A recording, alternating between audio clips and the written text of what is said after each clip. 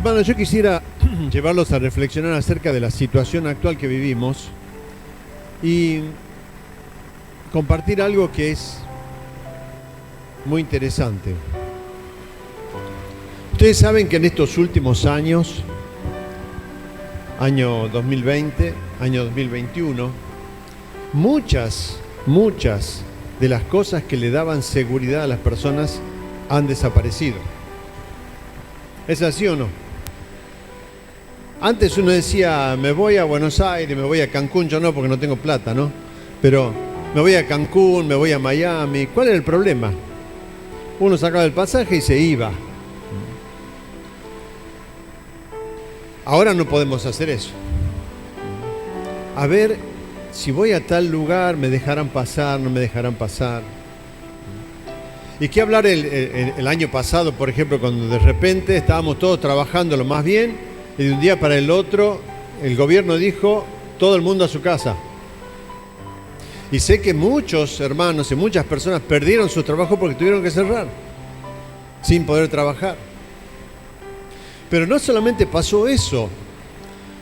Conocí personas, por ejemplo, que no vieron a sus padres ancianos durante un año completo. No los vieron. Y yo le preguntaba, ¿por qué no vas a la casa de tu papá? ¿Por qué no lo vas a visitar? No, tengo miedo. Tengo miedo de contagiarlos. Y le digo, ¿qué haces? Y me paro en la puerta con una caña, como si fuera una caña de pescar. Voy al supermercado, le hago las compras y le acerco por la ventana lo que le compré en el supermercado. Es más, muchas personas no pudieron despedir a sus seres queridos, no pudieron entrar a la sala al hospital a despedirlos cuando estaban enfermos y a punto de morir. Entonces yo no sé si ustedes se dan cuenta, hermanos, que la situación ha cambiado drásticamente. No es lo mismo que hace 3 años atrás. Y muchas de estas cosas, muchas de estas situaciones que para nosotros eran seguras, la familia, el trabajo, los amigos, los padres, ¿sabes qué? De un día para el otro, como solemos decir en la calle, de un plumazo, desapareció todo. Y ustedes saben que lo que yo aprendí, y Dios me mostró en esto, es que el miedo empezó a trabajar en las personas. El miedo empezó a trabajar en vos, en mí, empezó a generarnos estrés, empezó a generarnos ansiedad. Yo lo veo, bueno, por mi profesión tengo lamentablemente que ver todo esto que pasa. Y veo cómo las personas viven en un estado de constante miedo. ¿Qué pasará mañana? ¿Qué pasará si hago esto, si hago lo otro? Ahora, ¿saben una cosa? Mientras yo pensaba en todo esto, recordé las palabras de Jesús. Un día Jesús juntó a sus discípulos y les dijo lo siguiente: no tengan miedo. No tengan miedo. Y hermano, esa palabra, así como Jesús la dijo para sus discípulos en aquella época, ahora te la está diciendo a vos y me la está diciendo a mí. No tengan miedo. Y miren, las palabras de Jesús no son casuales. No son palabras sin sentido. Todo lo que Jesús decía, bueno, Él ya lo dijo, yo todo lo que oí al Padre lo reproduzco. Pero hermanos, toda palabra de Jesús no deja de tener sentido. Yo no sé si alguna vez vos te pusiste a pensar en por qué Jesús le dijo a ellos no tengan miedo. Y por qué esa palabra dicha hace más de 2000 años, hoy en día llega a tu vida y a mi vida. Hoy en día Jesús te dice a vos y me dice a mí en la palabra, porque está escrito, no tengáis miedo. Porque hermanos, el miedo produce algo tremendo en nuestra vida. Y yo quiero decir una cosa, no es lo mismo la precaución que el miedo. Precaución es cuando yo digo, bueno, me voy a lavar las manos antes de comer porque estuve tocando objetos sucios que estaban... Me lavo las manos antes de comer, listo, es una precaución. Ahora, si yo digo, me lavo las manos 10 veces antes de comer, ¿ustedes qué dirían? ¿Es precaución o es miedo? Obviamente es miedo, porque con una sola vez que me lave las manos con jabón es suficiente. Ahora, hermanos, esto nos lleva a pensar qué produce el miedo en nuestra vida, qué produce el miedo en tu vida y en mi vida. El miedo nos produce ansiedad. intentamos anticiparnos a lo que va a venir. Nos reaseguramos ante el peligro real o imaginario. O sea, decimos, bueno, a ver, ¿qué precauciones puedo tomar para que no ocurra esto que yo temo? Miren, yo tenía un amigo que tenía tanto miedo, él era viajante, ¿no? Y antes de salir a la ruta, iba y revisaba las cubiertas, la presión de las cubiertas. Entonces revisaba, volvía a la casa y empezaba a pensar, ¿y si el aparato de la gomería estaba mal y no midió bien? Entonces se iba a otra gomería y volvía a revisar. Y volvía a la casa y decía, y si está medio gastada la cubierta y se me revienta en la ruta, entonces iba a otra gomería y decía, revisame las cubiertas a ver si están bien. Y así se pasaba horas de su día controlando, ¿no?, por la posibilidad de que ocurriera algo, por la remota posibilidad de que ocurriera algo. Pero también, hermanos, el miedo nos lleva a evitar aquellas cosas de las cuales tememos, ¿no? Yo no sé si alguna vez a ustedes les pasó, pero hay miedos muy comunes. Por ejemplo, hay muchas personas que le tienen miedo a las arañas. Entonces ven una araña allá en la punta de la habitación y no, yo ahí no entro. ¿Pero y por qué no entras? Porque hay una araña. ¿Y qué te va a hacer la araña? Si la araña tiene más miedo a vos que vos a ella. No, pero mirá, si de repente se me viene encima, me salta y me quiere comer. Bueno, tenemos miles de miedos, hermanos, de los que ustedes se imaginen. Pero cuando ocurre un miedo, pretendemos evitar a toda costa. Y hemos venido escuchando, si no haces esto te vas a morir, si no haces esto te vas a contagiar y te vas a enfermar y vas a contagiar a tu familia. Y díganme si esto no es sembrar el miedo. Y estamos viviendo bajo esa atmósfera de presión constante. Pero ¿saben una cosa? El miedo también lo que hace, y esto sí tiene que ver con nuestra vida espiritual, obstaculiza el propósito que Dios tiene para tu vida. Mira, así de sencillo te lo digo. Si vos tenés miedo y te dejás llevar por el miedo, no vas a cumplir el propósito que Dios tiene para tu vida. Porque vas a estar pensando más en protegerte a vos mismo, en cuidarte a vos mismo, que ir a aquellos lugares donde Dios te manda, por ejemplo. O cumplir aquel propósito que Dios ha puesto en tu vida. El miedo frena y obstaculiza tremendamente el sentido de nuestra vida. Y lo más importante de todo es que el miedo cuestiona el valor de tu vida. ¿Cuánto vale tu vida? ¿Cuánto vale tu vida?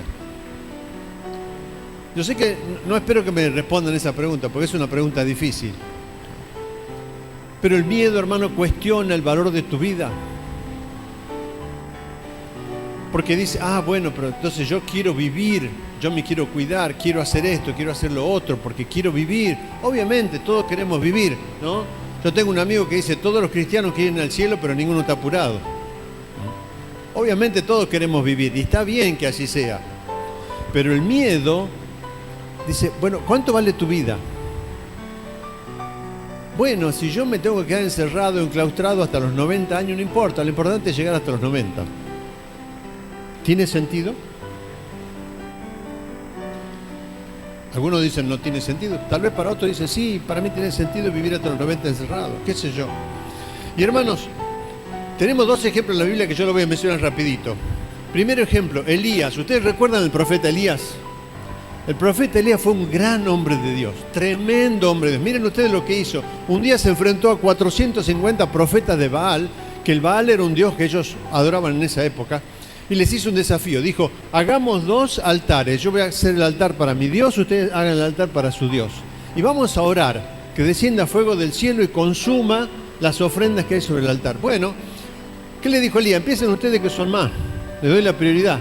Y cuenta la historia que estuvieron todo el día orando los profetas de Baal, y hasta el punto dice que se laceraban, se lastimaban la espalda orando a Baal. ¿Y qué pasó?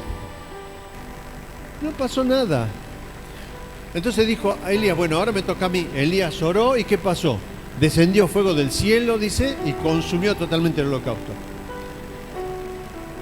Y a través de esa acción, Elías y obviamente Dios demostraron quién era verdaderamente el Dios todopoderoso. que Baal no era el Dios todopoderoso, porque no hizo nada. Es más, Elías se reía y le decía, muchachos, griten más fuerte porque tal vez está durmiendo la siesta el Dios de ustedes. Y después de hacer eso, tomó, dice la Biblia, los 450 profetas de Baal y los degolló, los mató, porque Dios le había dicho que haga eso. Y después de ese tremendo impacto en la vida del pueblo de Israel, en la vida de Elías, la reina Jezabel, que era la que tenía debajo de sí a todos estos profetas de Baal y la que de alguna manera fogoneaba todo este culto, le mandó un mensaje a Elías.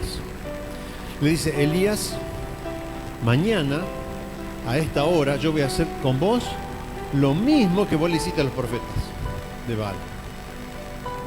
¿Y saben qué hizo Elías? Elías no se quedó tranquilo diciendo, Señor, bueno, estoy en tus manos, vos me mandaste, yo me quedo aquí. Dice la Biblia que le entró pánico y empezó a escapar. Primero empezó a escapar con su siervo.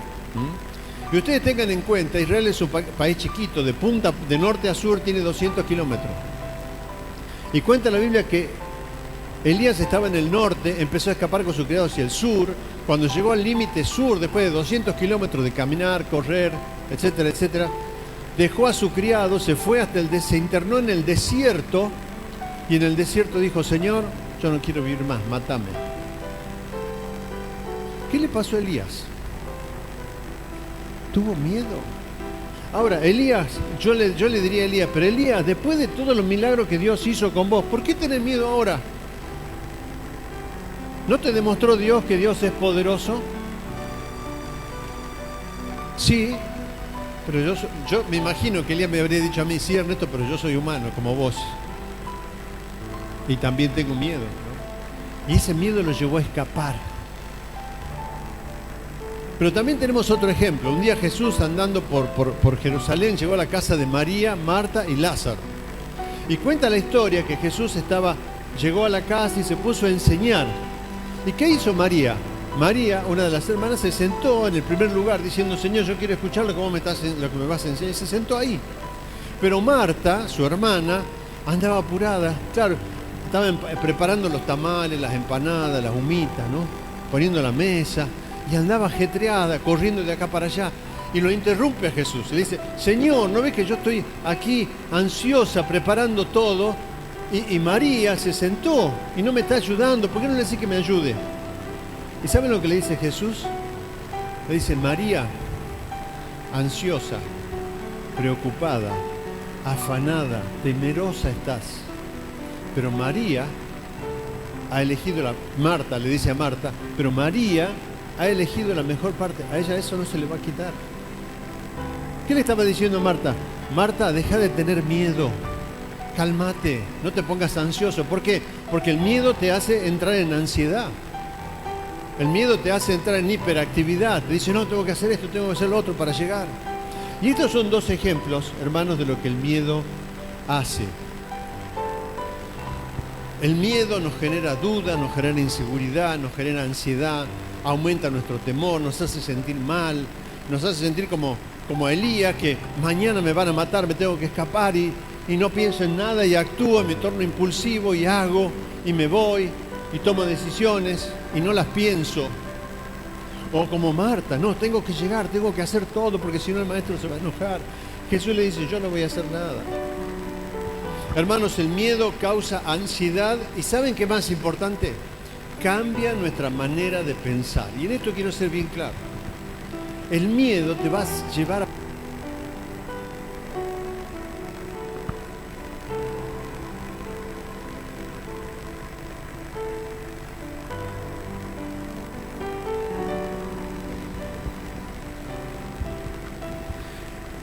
Perdón. El miedo te va a llevar a pensar distinto. Te va a llevar a pensar muy diferente a lo que pensás todos los días. ¿Y cuáles son los pensamientos que aparecen cuando tenés miedo? Y seguro me va a ir mal.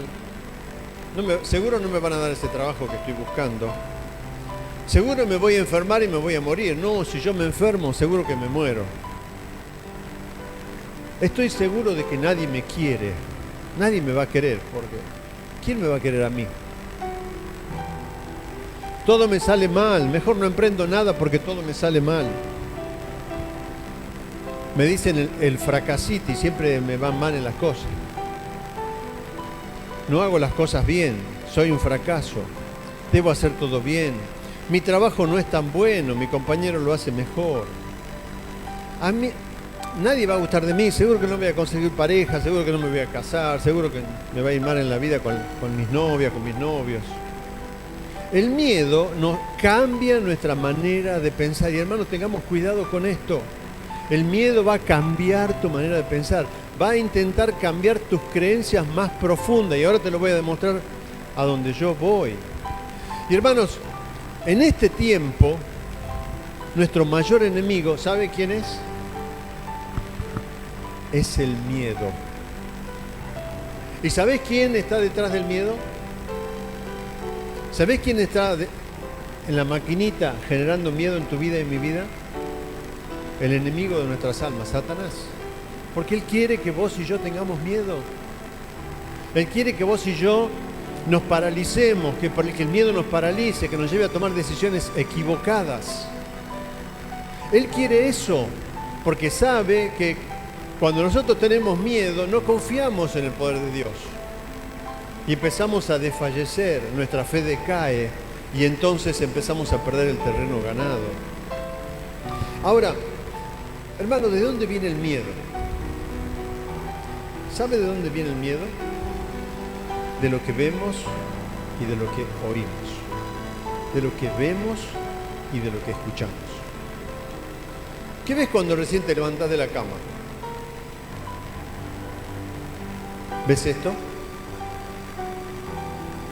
Encendés la radio como hacía mi papá. Ya la radio poco, ¿no? En el auto tal vez, pero poca gente, tal vez menos escuchamos la radio. O bien, encendemos ¿qué cosa? ¿Y qué ponemos en el televisor? Las noticias, a ver qué pasó, ¿no? Y sabes una cosa, cuando haces esas cosas, y me incluyo, cuando yo hago esas cosas, le estoy abriendo la puerta al miedo. Le estoy diciendo, miedo, acá estoy, entra en mi cabeza, entra en mi mente, te la sirvo en bandeja para que entres y para que trabajes aquí. Por eso, el miedo viene de lo que vemos, de lo que escuchamos. Y hermanos, tengamos cuidado. ¿Sabes por qué? Porque muchos de esos medios, no me animo a decir todo, pero muchos de esos medios no están guiados por hombres de Dios. No están guiados por hermanos tuyos. Están guiados por hombres controlados por Satanás. Entonces cuando vos decís, voy a escuchar las noticias, le estás abriendo tu mente a que el diablo empiece a meterte ideas negativas. No sabés cuántos muertos hubo hoy. ¿Escucharon algún mensaje así en los medios en los últimos tiempos? ¿Cuántos enfermos nuevos hay hoy? Y vos decís, capaz que hoy me toca a mí. ¿Es así o no? Ahora, ¿quién está detrás de todo esto? La Biblia dice, Satanás es el padre ¿de qué? De mentiras. Él está detrás de todo esto porque él sabe que si él controla tu mente, te va a destruir.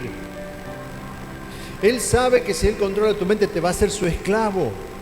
Él sabe que si controla tu mente, va a impedir que obre el propósito de Dios en tu vida y que vos cumplas aquel propósito para el cual Dios te ha traído a esta tierra, porque Dios te ha traído aquí con un propósito.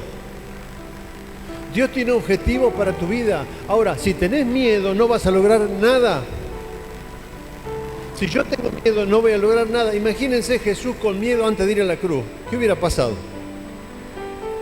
Si Jesús hubiera dicho, no, muchachos, vayan ustedes a la cruz, a mí me da miedo la cruz. Y sabemos que le costó, porque la Biblia dice que de su sudor corrían como grandes gotas de sangre. No le fue fácil, pero un día Jesús dijo, pero ¿cómo no voy a ir a la cruz si para esto he nacido? Para esto he venido, para morir. Y si bien él oró y dijo, Padre, si es preciso, pase esta copa sin que yo la beba, después dijo, hágase tu voluntad y no la mía. Y ahí el miedo desapareció. Y ahí el miedo fue vencido. Y hermanos, el arma letal que Satanás tiene hoy en día para tu vida y para mi vida es el miedo. Ya no es la codicia, comprate un auto nuevo, comprate una casa nueva, andate de viaje, porque nada de eso tiene sentido ya. ¿Para qué te vas a comprar un auto nuevo si capaz que vas a la frontera y te dice no puede pasar? Entonces de repente lo que antes te generaba codicia, nos generaba gusto, placer, ya no es así. Ahora tememos por nuestra vida, por la vida de nuestros hijos, por la vida de nuestra familia, por nuestra libertad. Ahora, el que está detrás de todo eso es nada más ni nada más que nuestro querido Satanás. ¿Padre de qué? Padre de mentiras. No te olvides, hermano. No te olvides, el miedo entra a tu mente según vos a quién le abras tu mente. Si le abrís tu mente a la TV, si le abrís tu mente a las redes, si le abrís tu mente a la radio, el miedo va a entrar. Tengamos cuidado. Y ahí viene el miedo. Ahora, hermano, no lo quiero dejar simplemente con esta cuestión tal vez un poco negativa, ¿no? Pero es bueno que veamos la realidad. ¿Qué dijo Jesús sobre el miedo? Y ahora me encanta ver lo que Jesús dijo sobre el miedo. Porque, como yo digo, Jesús no lo dijo porque sí. Jesús sabía lo que se venía. Jesús sabía lo que iba a pasar a sus discípulos después. Si ustedes leen las historias de los discípulos, ninguno murió de muerte tranquila. Ninguno murió en la cama, descansando, les aseguro. Si ustedes leen la historia de los discípulos, todos tuvieron muertes difíciles, dolorosas. Y como Jesús sabía eso, les enseñó. Vamos a Mateo capítulo 6.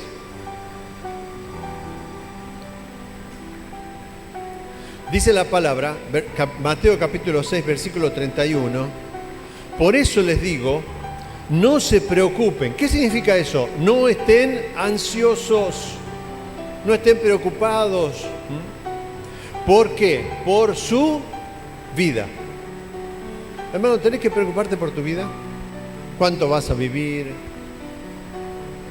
No te preocupes. Dios dice, no te preocupes por tu vida. No estés ansioso, preocupado por tu vida. ¿Qué comerán? ¿Qué beberán? Ni por el cuerpo. ¿Cómo se vestirán? ¿No tiene la vida más valor que la comida? ¿Y el cuerpo más que la ropa? Porque los paganos andan tras todas estas cosas y el Padre Celestial sabe que ustedes las necesitan. Más bien, dice él, busquen primeramente el reino de Dios y su justicia, y todas estas cosas os serán añadidas. Por lo tanto, insiste de nuevo el Señor, dice, no se angustien, no se preocupen, no se inquieten, no se anticipen al futuro, no se angustien por el mañana, el cual tendrá sus propios afanes. Cada día tiene sus propios problemas. Y hermanos, el Señor dice, no te preocupes por tu vida, no te pongas ansioso, no estés pensando cuánto voy a vivir, preocupate por vivir bien. Él dice, ¿cuál es la manera de vivir bien? Busca primero, ¿qué cosa? El reino de Dios. Ahora, ¿qué es el reino de Dios? El reino de Dios no tiene que ver con un lugar físico. Hermanos, el reino de Dios tiene que ver con ciertos principios que Dios nos enseña para vivir. Entonces, cuando yo más me aferro a esos principios para vivir, estoy viviendo en el reino de Dios. ¿Por qué? Porque estoy viviendo con las reglas, con las leyes del dueño de ese reino. Entonces, en vez de tener miedo, yo digo, ¿qué voy a hacer? Voy a confiar, Señor, porque vos sos mi rey. Yo estoy en tu reino, en tu dominio. Vos sos el que tenés poder sobre mí. Entonces yo descanso y confío en tu poder, nada más. Pero Jesús agrega algo más. Dice, no solamente dice tenés que buscar el reino de Dios, sino que también tenés que buscar su justicia. ¿Se pusieron a pensar qué significa eso? Miren, yo estaba buscando qué significa justicia. ¿Saben qué significa justicia? Justicia significa equilibrio. ¿Vieron la estatua de la justicia? ¿Qué tiene en la mano? Una balanza. ¿Por qué? Simbólicamente significa que la justicia es la que debe equilibrar los platos de la balanza. Y de ahí viene el principio que justicia es equilibrio o equidad. Entonces, ¿cómo podemos tener una vida justa? ¿Cómo podemos vivir en el reino de Dios con justicia? ¿Cómo podemos buscar la justicia de Dios? ¿Cómo podemos, voy a traducir, cómo podemos usted y yo buscar el equilibrio, la equidad en nuestra vida a la manera que Dios quiere? ¿Cómo lo podemos hacer? Y vamos a ver un poquito también nuevamente lo que dice la palabra. En primer lugar, justicia, equilibrio o equidad en lo que pensamos. ¿Cómo es tu pensamiento? No sé qué voy a hacer mañana. Esto está mal, ¿no? Se viene todo a pique. ¿Cómo es tu pensamiento? No sé si te pusiste a pensar cómo pensás. ¿Cuál es la tonalidad, diríamos los psiquiatras, de tu pensamiento? ¿Es positiva, es negativa? ¿Es triste? ¿Es angustiosa, angustiante? Miren lo que dice 1 de Pedro 4:7. Dice: echando una parte de vuestra ansiedad sobre Él y volviéndola a tomar, porque Él tiene cuidado de vosotros. ¿Así dice? ¿Cómo dice? Echando... no lo escucho, hermano. Allá sí, pero acá no lo escucho, hermano. ¿Echando qué? Toda vuestra ansiedad, toda. ¿Y qué dice? Y luego que la dejo, la vuelvo a tomar para seguir cargándola todos los días. Porque es la cruz que me toca. ¿Es así? No. Dice, echando toda vuestra ansiedad sobre Él. ¿Por qué? Porque Él tiene cuidado de ustedes. Y hermano, ¿qué mejor que el Señor cuide tu vida? Decime si no. ¿Hay algo mejor que el Señor cuide tu vida? Ni siquiera vos te la podés cuidar mejor que la que te la cuida Él. Ni siquiera yo me la puedo cuidar mejor que lo que Él me cuida. Entonces lo que yo tengo que hacer es, Señor, te dejo mi preocupación y sigo viviendo. Y sigo viviendo confiando en lo que vos me decís, que vos vas a cuidar de mi vida. Ya no me tengo que cuidar yo. A ver a dónde voy, qué hago, qué toco, qué no toco, me lavo las manos, no me lavo las manos. No. Señor, vos sos el Rey de mi vida y yo te pertenezco. Mi cuerpo es templo del Espíritu Santo. Vos estás morando dentro de mí. Entonces, ¿por qué tengo que tener miedo si vos estás dentro mío? Si tu persona está conmigo, ¿por qué tengo que tener miedo? Filipenses 4:6. Por nada. Hermanos, ¿qué significa nada? Nada. Ausencia. Dice la palabra, por nada estéis afanosos. Por nada significa ni por salud, ni por dinero, ni por vestido, ni por el futuro, ni por el mañana, ni por el gobierno, ni por la vacuna, ni o no la vacuna, ni lo que sea. Dice la palabra, por nada estéis afanosos, ansiosos, preocupados. Si no sean conocidas vuestras peticiones, ¿delante de quién? Delante de Dios. Y miren lo que dice ahora, y la paz de Dios, que sobrepasa todo entendimiento, la paz de Dios que cuida de tu vida, que cuida de mi vida, que sobrepasa todo lo que nosotros podemos entender, dice la palabra, guardará, ¿qué cosa? Vuestros corazones y vuestros pensamientos. Hermano, qué fabuloso es cuando yo digo, Señor, toma mi preocupación. Yo quiero tener tus pensamientos. Quiero tener los pensamientos que vos me das. Quiero tener la confianza que vos me das. No quiero pensar en lo que el diablo me dice. No quiero pensar en lo que el medio me dice. No quiero pensar en lo que la gente me dice. Y sigue la palabra. Por lo demás, hermanos, todo lo que es verdadero, todo lo honesto, todo lo justo, todo lo puro, todo lo amable, todo lo que es de buen nombre, si hay virtud alguna, si algo digno de alabanza, en esto, pensad. ¿Qué está diciendo la palabra? No pensés que mañana se termina el mundo, que te vas a quedar sin trabajo, que te vas a enfermar, que te va a ir mal. No pensés, porque eso es lo que el sistema quiere. Él dice, pensá en todo lo justo, en todo lo bueno. ¿Y de dónde viene todo lo justo y todo lo bueno? Viene de Él. Porque todo don perfecto, dice la palabra, ¿de quién viene? De nuestro Padre. Entonces, Él está nuestro Padre nos está diciendo, pongamos pensamientos positivos en nuestra mente, porque ese es el chip que yo quiero que tengas en tu cabeza. No el chip de la tele, no el chip del informativo, no el chip del diario. Con esto no estoy diciendo que no lo lea. Tené cuidado a qué le crees. Tené cuidado a qué le crees. Mucho, mucho cuidado. Isaías 26, 3 y 4 dice, tú guardarás en completa paz. Miren ustedes, eso es una promesa. Dice, tú guardarás en completa paz. ¿A quién? A aquel cuyo pensamiento en ti persevera. Aquel cuyo pensamiento busca tener los pensamientos de Dios. Aquel que no se deja llevar por las noticias y cree en las promesas de Dios. Aquel que está confiado que el Estado no te va a cuidar, que el único que te va a cuidar es el Señor, porque Él es tu Padre. Y te va a cuidar mucho mejor que el Estado, te lo puedo garantizar. Si confiamos en Él, podemos tener paz. Y donde hay paz, no hay ansiedad. Donde hay paz, no hay temor. Donde hay paz, no hay inseguridad. Donde hay paz, no hay preocupación. ¿Es así o no? Amén. Pero hermanos, sigamos adelante. Entonces, ¿qué tenemos que hacer con nuestra mente? Tenemos que cuidar nuestra mente. ¿Cuántos están dispuestos a cuidar su mente? Amén.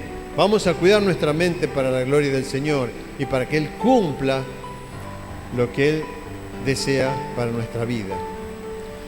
Pero hermanos, en este proceso de cuidar nuestra mente y para poder vivir con esa equidad y con esa justicia, hay una cosa que tenemos que revisar. Así como mi amigo revisaba la cubierta antes de salir, nosotros periódicamente, no en forma obsesiva, pero periódicamente, hermanos, tenemos que revisar y reafirmar nuestras convicciones.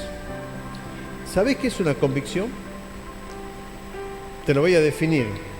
Una convicción es una creencia profunda que afecta a tu vida de una manera notable. Por ejemplo, si tu convicción es que los domingos vos venís acá a escuchar palabra de Dios y venís todos los domingos, en esa acción, ¿qué es lo que estás mostrando? Estás mostrando tu convicción. Ahora, si tu convicción es el dinero todo lo puede, voy a trabajar hasta los domingos porque así voy a tener más plata para lograr lo que yo quiero. Y te quedás el domingo trabajando, todo el domingo, trabajás de lunes a domingo, no descansás nunca y le da. ¿Cuál es tu convicción? Tu convicción es que el dinero lo puede todo. Que el dinero es lo que te va a salvar, el dinero es lo que te va a ayudar, el dinero es lo que te va a dar la salida. Ahora, por supuesto, nos es difícil mirarnos a nosotros mismos. Nos es difícil, pero tenemos que cotejar nuestra conducta a la luz de lo que la palabra dice. Tenemos que cotejar a la luz de la palabra nuestras acciones. Deuteronomio 1, 28 al 33 dice, y esto es un episodio en la vida del pueblo de Israel. Ustedes recuerdan que el pueblo de Israel tenía que conquistar la tierra prometida, ¿se acuerdan? Y dice la palabra que Moisés mandó 12 espías para ver cómo estaba la cosa, investigar. Pero de esos 12, 10 se dejaron llevar por las noticias. Se dejaron llevar por internet, se dejaron llevar por los diarios, se dejaron llevar por... ¿Saben qué dijeron? No podemos ir ahí, porque hay gigantes, porque la tierra traga a sus moradores. Sí, es una tierra linda, pero nosotros no vamos a poder con ellos porque nosotros somos como cucarachas. Así se veían estos 10. Pero hubo 2, Josué y Caleb, que dijeron, no, eso no es así. Entonces el pueblo le dice a Moisés, ¿a dónde subiremos? Deuteronomio 1:28. Nuestros hermanos han atemorizado nuestro corazón diciendo, este pueblo es mayor y más alto que nosotros, las grandes ciudades y amuralladas hasta el cielo, y también vimos allí a los hijos de Anac, que eran gigantes. Entonces os dije, surge allí Caleb, no temáis ni tengáis miedo de ellos. Pero son más grandes. No tengáis miedo de ellos. Pero hay ciudades amuralladas. No tengáis miedo de ellos. ¿Por qué? Dice, porque Jehová nuestro Dios, el cual va delante de nosotros, Él peleará por nosotros. ¿Qué les parece la fe de Caleb? Miren, cuando tengan un tiempo, lean la historia de Caleb.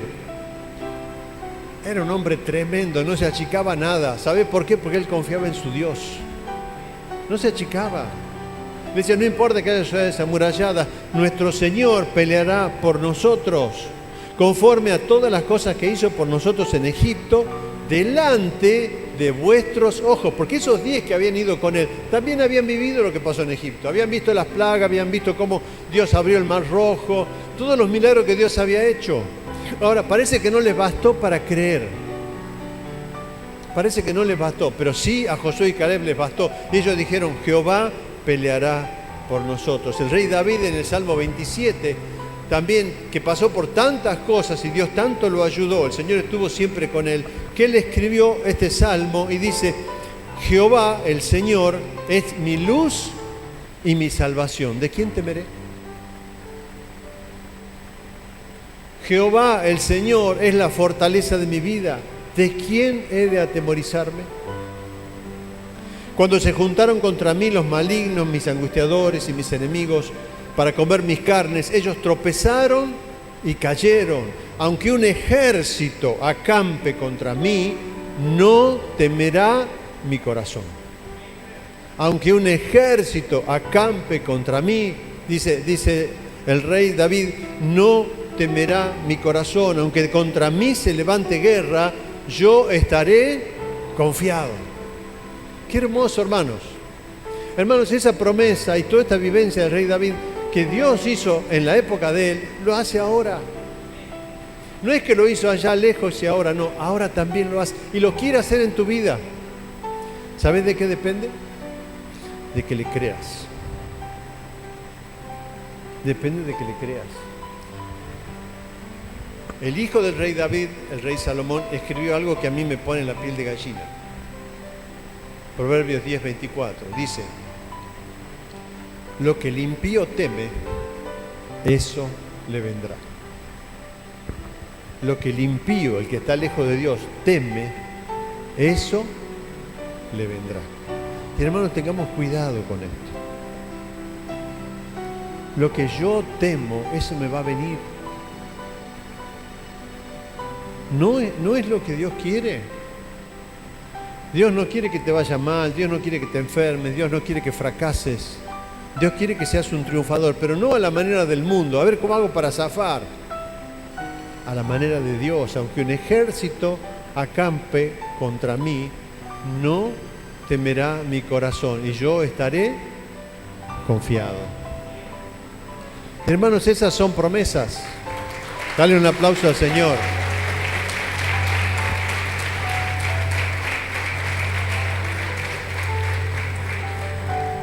Realmente, hermanos, cuando leemos esta promesa del Señor,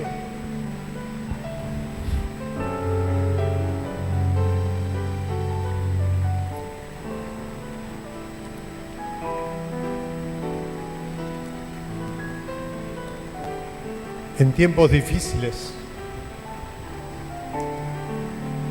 podemos ver cómo Él obra en nuestra vida.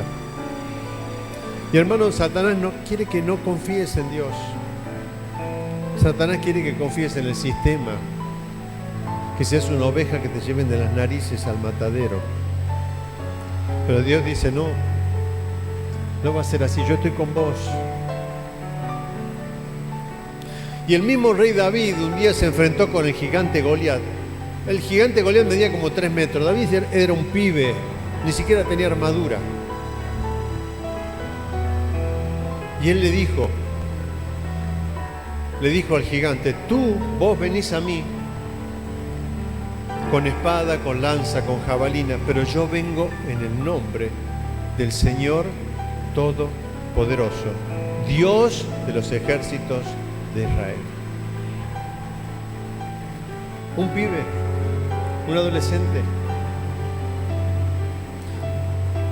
que se había forjado en el campo solo, cuidando sus ovejas, pero no confiando en sus propias fuerzas, sino confiando en la fuerza que Dios le daba. Y él sigue. El rey David le sigue diciendo al gigante: hoy mismo Dios te entregará en mis manos. 3 metros, él 1,50 m. El gigante con armadura, con escudero. Me imagino la espada del gigante lo que habrá sido. Y él lo mira al gigante y le dice: hoy Dios te entrega en mis manos, porque yo vengo en el nombre de Jehová de los ejércitos.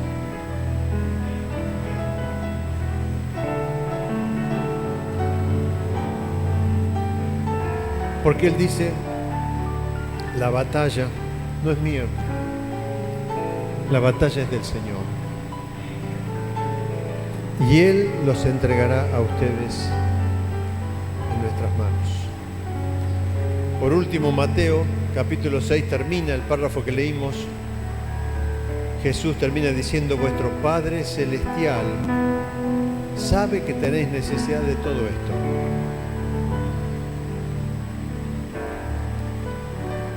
Él es tu Padre. Y vos como padre, vos como madre, ¿sabés lo que necesita tu hijo? ¿Es así o no? ¿Te das cuenta cuando tiene hambre, cuando tiene frío, cuando está triste, cuando está angustiado? Lo sabés porque sos su papá, sos su mamá. Ahora Jesús dice: